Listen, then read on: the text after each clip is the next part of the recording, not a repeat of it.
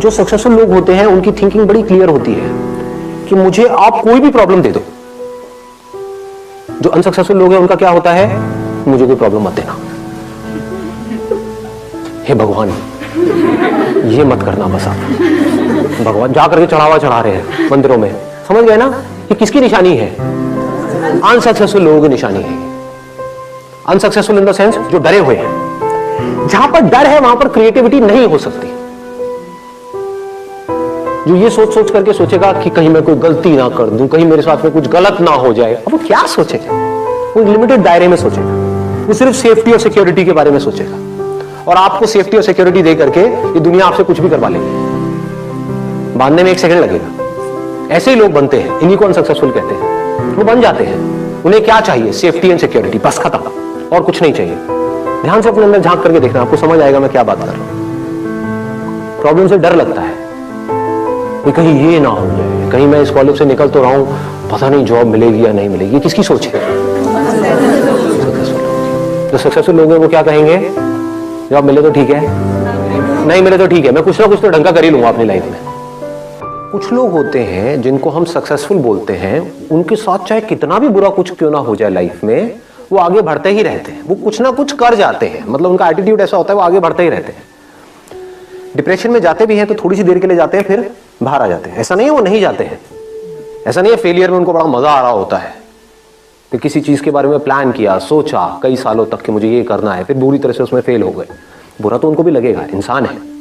लेकिन होता क्या है कि वो बड़ी जल्दी उस फेलियर से बाहर आ जाते हैं, बड़ी जल्दी डिप्रेशन से बाहर आ जाते हैं, बड़ी जल्दी स्ट्रेस से बाहर आ जाते हैं और आगे बढ़ जाते हैं। और कुछ लोग होते हैं जो डिप्रेशन में चले जाते हैं और बाहर नहीं आ पाते हैं। Depression is the result of wrong thinking and success is the result of right thinking. It is all about thinking. So we need to go deeply into this particular topic, as in what is right thinking, how successful people think. ऐसा कभी कोई सोचता नहीं है। ना इस topic के बारे में किसी स्कूल में बात करी जाती है, ना कॉलेज में बात करी जाती है, ना हमारे घर पे बात करी जाती है। बात क्या करी जाती है, पढ़ो लिखो, ये करो वो करो, फिर ये करो वो करो वो करो। मतलब इट्स ऑल अबाउट करो करो करो करो करो करो करो करो करो करो करो करो करो, हार्ड वर्क करो करो करो करो, पढ़ो पढ़ो पढ़ो पढ़ो पढ़ो पढ़ो, लगे रहो लगे रहो लगे रहो लगे रहो। तो ये क्या है अगर इसको देखा जाए तो? अच्छा ये वर्ड मैं अपने हर सेशन में बोलने वाला हूँ ताकि लोगों के दिमाग में घुसे कि मैं कह क्या रहा हूं, लोगों को समझ में आए।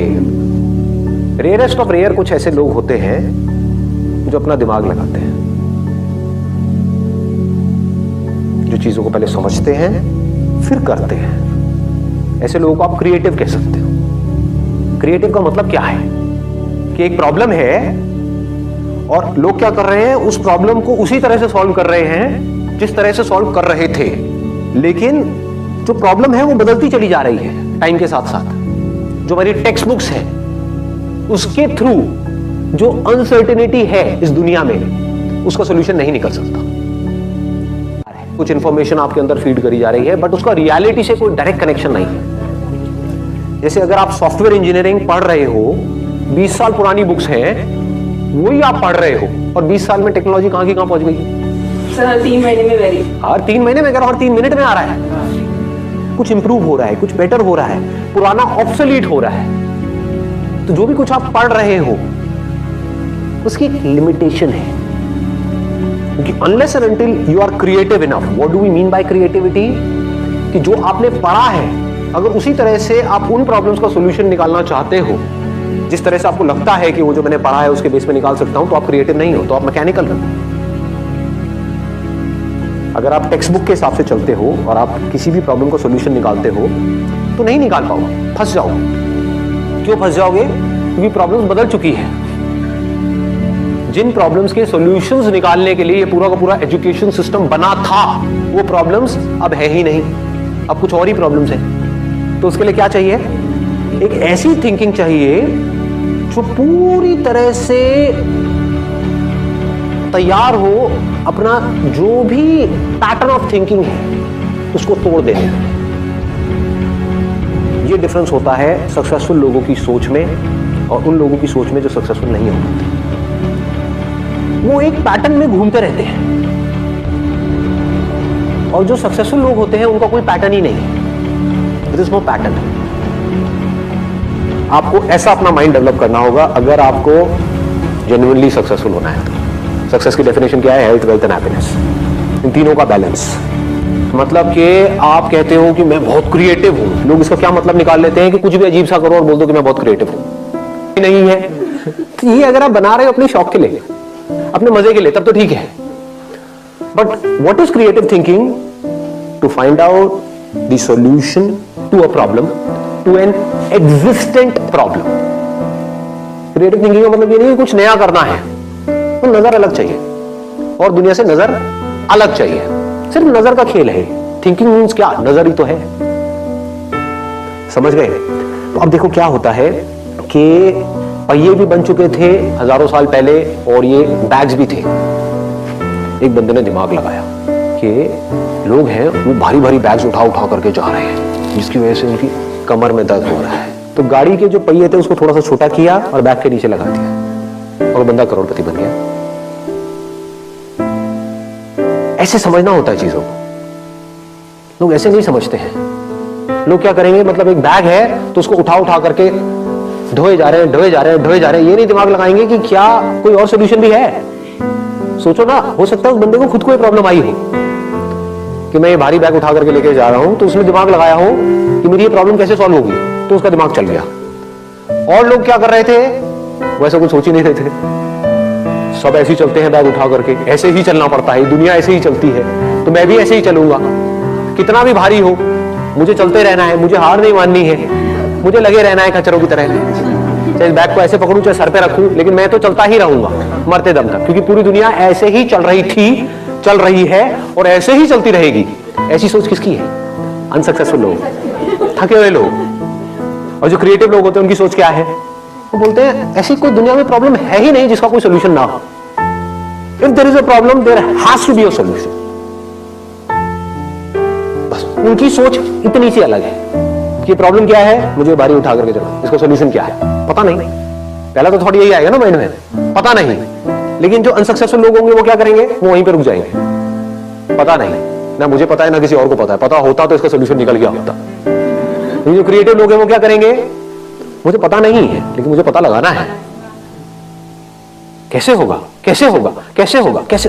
ध्यान से समझना क्या हो रहा है। क्रिएटिव थिंकिंग का एसेंस क्या है अगर फोकस नहीं है तो? फोकस कहां पर? प्रॉब्लम के ऊपर। प्रॉब्लम में ही सॉल्यूशन होता है। हम क्या कर रहे होते हैं? प्रॉब्लम से दूर भाग रहे होते हैं। अब इसको ध्यान से समझना। दो लोग हैं, एक ही कॉलेज में गए हैं। मान लो एक इंजीनियरिंग कॉलेज में गए, टॉप कॉलेज नहीं है, ये मैं एग्जांपल इसलिए ले रहा हूं क्योंकि बहुत इंजीनियरिंग कॉलेजेस हैं, भरे पड़े हैं इंडिया में। 4 साल तक लग करके दोनों ने पढ़ाई करी। पढ़ाई में ऑलमोस्ट एक जैसे थे, ना टॉपर्स थे ना बिल्कुल ही गए गुजरे थे, मीडियोकर थे।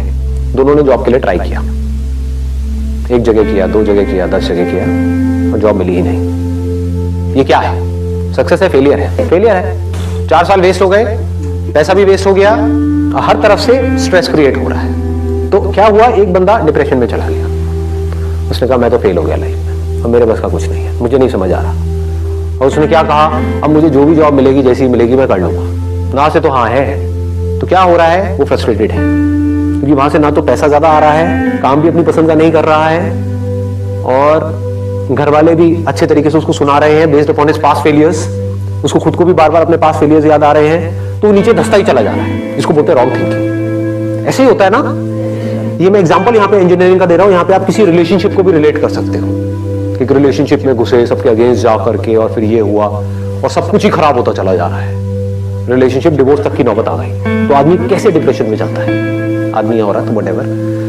तो अब दूसरा जो बंदा है जो लाइफ में कुछ बड़ा करने वाला है, जिसकी सोच सक्सेसफुल लोगों के जैसी है।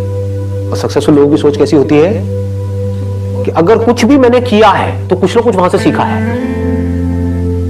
ऐसा कोई काम नहीं है जो आपने लाइफ में किया हो और उसका आपको कोई बेनिफिट ना हुआ हो। इम्पॉसिबल। अच्छे से अच्छा, बुरे से बुरा। होता क्या है? हम पहले ही अपने माइंड में सोच करके बैठे होते हैं कि मैं ये काम इसलिए कर रहा हूं जिससे कि ये होगा, वो हो गया तो मैं खुश हूं, नहीं हुआ तो मैं दुखी हूं। इसको नैरो माइंडेड अप्रोच बोलते हैं, इसको मैकेनिकल थिंकिंग बोलते हैं। समझ गए ना? हाँ, अब मैं ये नहीं कह रहा कि गोल सेटिंग नहीं करती है, गोल सेट करो, बट अगर वो गोल अचीव ना हो तो अपने दिमाग को खुला रखो। That is called open minded thinking. ये नहीं कि एक चीज नहीं हो रही है। फॉर एग्जाम्पल, आप यहां पर कोई कील ठोकने की कोशिश कर रहे हो और वो कील नहीं ठुक रही है, तो ये नहीं कि वहां पे लगे रहो, नहीं मैं तो ठोक के रहूंगा, मैं तो ठोक के रहूंगा, मैं तो ठोक के रहूंगा। अरे समझो, शायद आप कोई गलती कर रहे हैं, शायद वो कील आप अगर हल्का सा साइड में करो तो वहां पर लोहा नहीं है, जैसे दीवार के अंदर होता है ना, एक बीम होता है, तो वहां पर लोहा है, तो कील वहां पे अंदर जा नहीं रही है। तो क्रिएटिव थिंकिंग किसे कहेंगे? थोड़ा साइड करके देखता हूं ना, समझ गए? वहां पर कोई बीम नहीं है, ठोका कील अंदर।